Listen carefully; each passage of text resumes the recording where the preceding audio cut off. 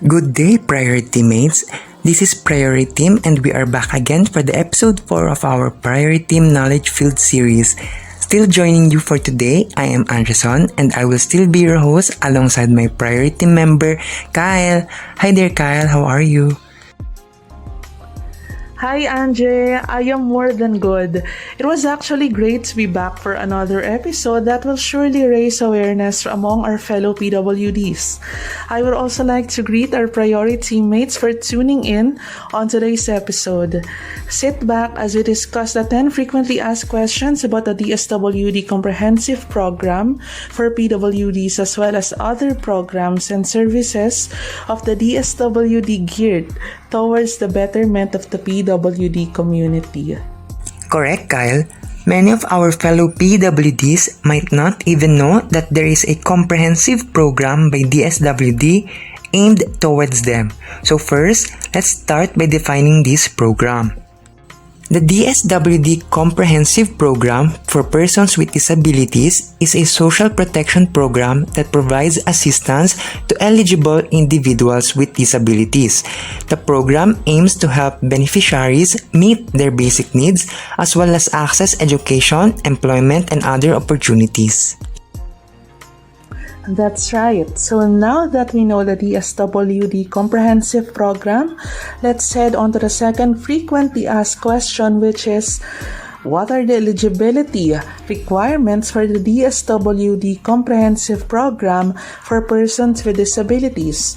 To be eligible for the DSWD Comprehensive Program for PWDs, an individual must first be a Filipino citizen, second, have a disability that has been medically diagnosed by a physician, and third and the last one is to be living below the poverty line as determined by the National Economic and Development Authority, also known as NEDA.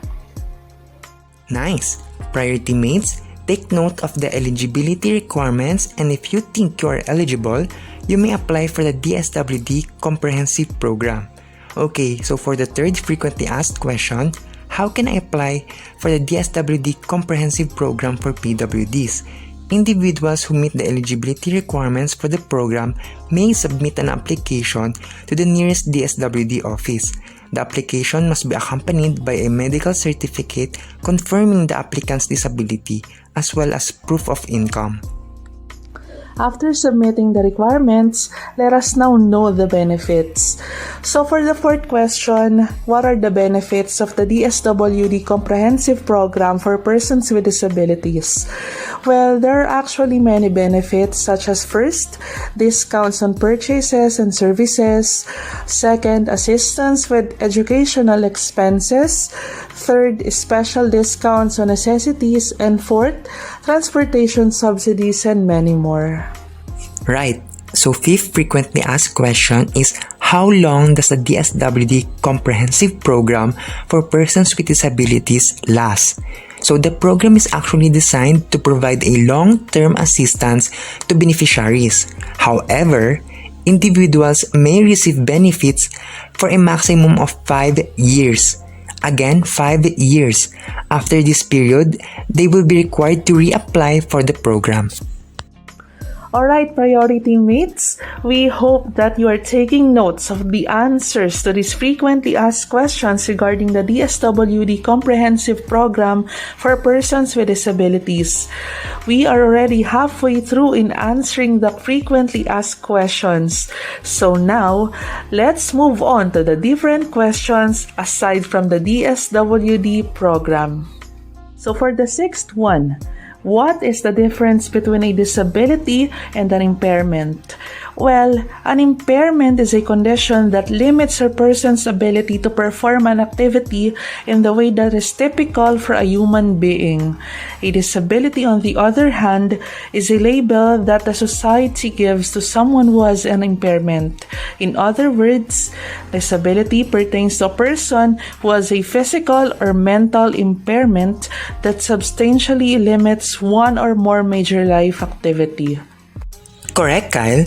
Priority mates, take note of the difference between impairment and disability as these two terms are quite tricky to differentiate. Okay, let's continue forward. Next, we have the 7th frequently asked question, and that is, how does the government define a person with a disability?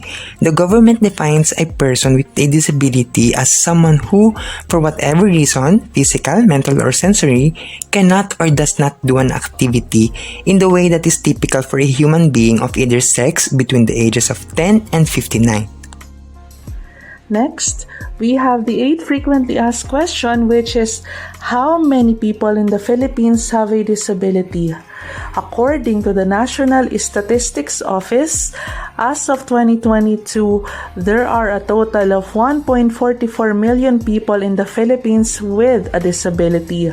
This is about 1.57% of the country's population. Oh wow! I didn't know that, Khyle. I'm sure that is an eye-opener to our PrioriTeam mates as well. Anyways, for our 9th frequently asked question, what causes disabilities? There are many causes of disabilities, including genetic conditions, birth defects, accidents, and illnesses to name a few. It actually really depends on the type of situation a person has. Last but not the least, the 10th frequently asked question is, are there other programs and services by the DSWD geared towards the betterment of PWDs? The answer is a big yes. To name a few, we have the DSWD community-based services for PWDs such as counseling and therapy services for recovery and reintegration, services and programs to assist in training and finding a job for PWDs, the Alternative Family Support Service.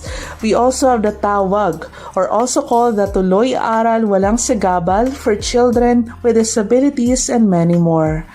Those are just some examples of services and programs that the DSWD have dedicated for the PWDs. Our PrioriTeam mates can actually find out more about their programs and services by visiting their website online. So PrioriTeam mates, that's about it. Those are the 10 frequently asked questions in relation to the DSWD Comprehensive Program dedicated to persons with disabilities. Additionally, just to summarize what me and Khyle discussed, in the Philippines, the Department of Social Welfare and Development, or also called DSWD, is the agency tasked to lead in the formulation, coordination, and monitoring of programs and services for persons with disabilities. The government actually offers many programs and services to persons with disabilities to help them live more normal lives. These services range from transportation assistance to counseling and casework assistance. That is why if you, PrioriTeam mates, or someone you know has a disability, be sure to take advantage of the resources that are available to you. That is correct, Anje. Hence why we, the PrioriTeam, are also doing our best to make these resources and information available not only to our fellow PWDs, but to the whole community as well. So, that's about it for episode 4. PrioriTeam mates, we hope that you have learned something from today's episode. Take into mind everything that we discussed and talked about today so that next time you know the answers to the frequently asked questions related to the DSWD Comprehensive Program. Also, don't forget to use our official hashtag for episode 4, hashtag DSWD Comprehensive Program for PWD. Again, this is Khyle and Andre of PrioriTeam, and we'll see you on the next one. Bye! Bye PrioriTeam mates, and God bless you all.